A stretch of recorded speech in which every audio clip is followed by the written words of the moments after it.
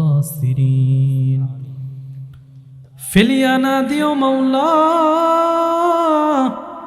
ফেলিয়ানা দিও গুনাহ যত করিয়াছি মালিক ক্ষমা তুমি করিও আয় আল্লাহ বান্দা সে বন্দগি নাই শেষ করেছি জিন্দগি আখিরাতের বিচারের দিনে এই পাপীদের উপায় কি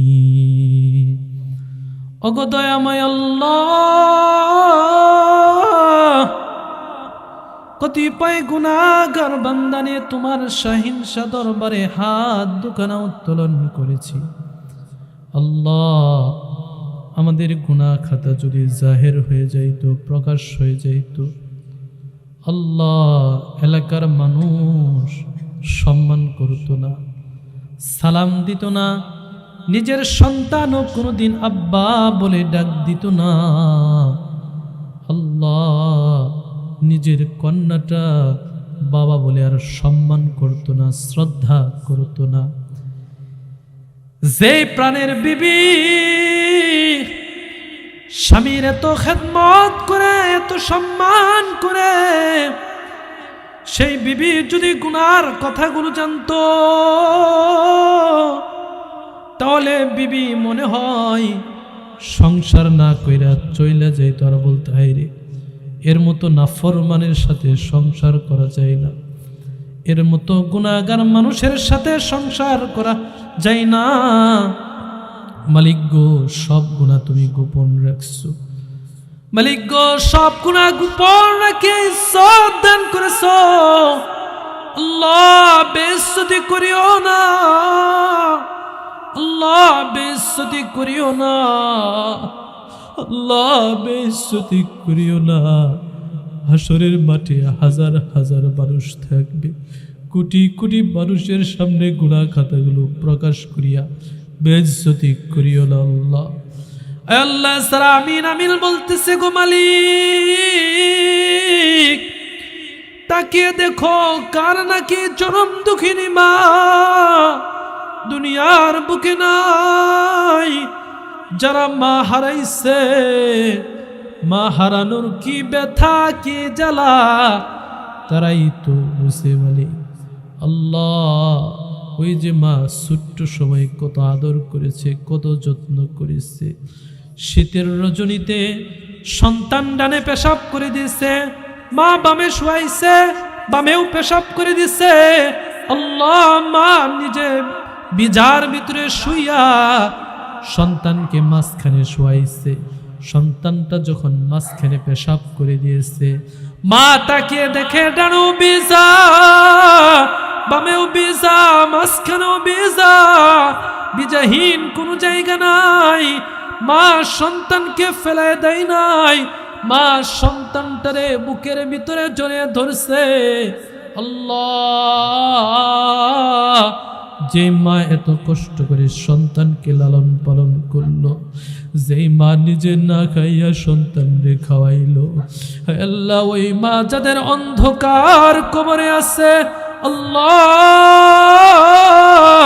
ওই মার কবরটারে তুমি জান্নাতের বাগান বানিয়ে দাও আল্লাহ অনেক মহিলারে জিজ্ঞাসা করা হয় ওগো মা ওগো চাচি তুমি বাপের বাড়িতে কেন যাও না অনেক দিন না হয়ে গেল তুমি বাপের বাড়িতে যাও না মা চাচি ডাক দিয়ে কয় ওই বাড়িতে কেন যাব যে বাড়িতে মা নাই যে বাড়িতে বাবা নাই ওই বাড়িতে আমি যাব না আল্লাহ কারণ মা হারানোর ব্যথাগুলো সন্তানের মনে পড়ে মা যে চশমাটা পরতো সেই চশমাটা পরে আছে বাবা যে লাঠির উপর ভর করে চলতো লাঠিটা এখনো পরে আছে বাবা তো এমন ছিল মাথার গাম পায়ে ফেলিয়া বাবা আমাদের জন্য রোজগার করেছে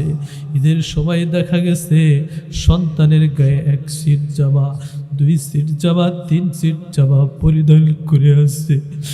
সন্তানটা যখন বাবার হাতটি ধরে ঈদগাহের ভিতরে যায়,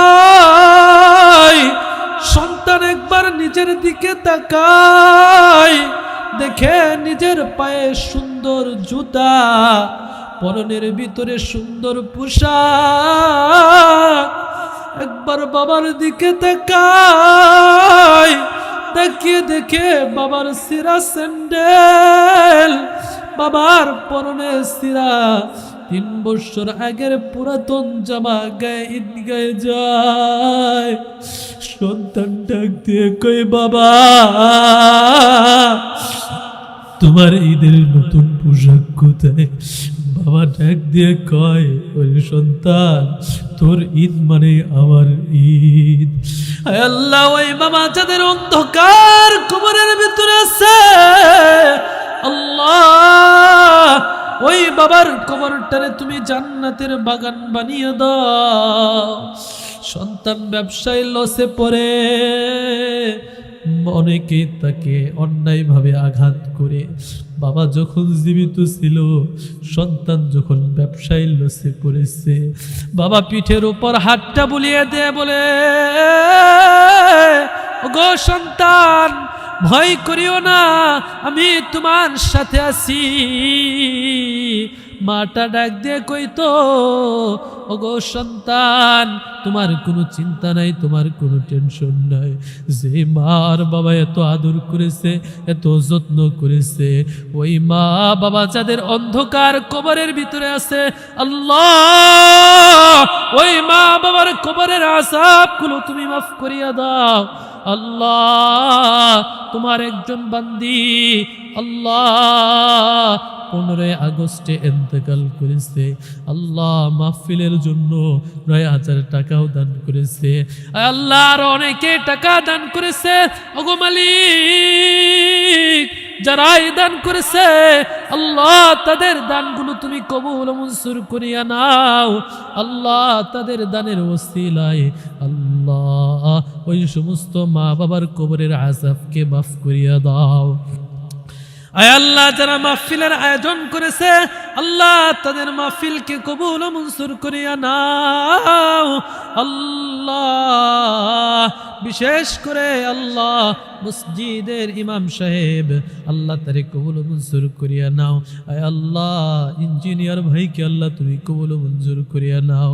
আয় আল্লাহ আরো যারা মাহফিলের জন্য সহযোগিতা করেছে, মেধা দিয়েছে মালিক, সবাইকে তুমি কবুল ও মঞ্জুর করিয়া নাও।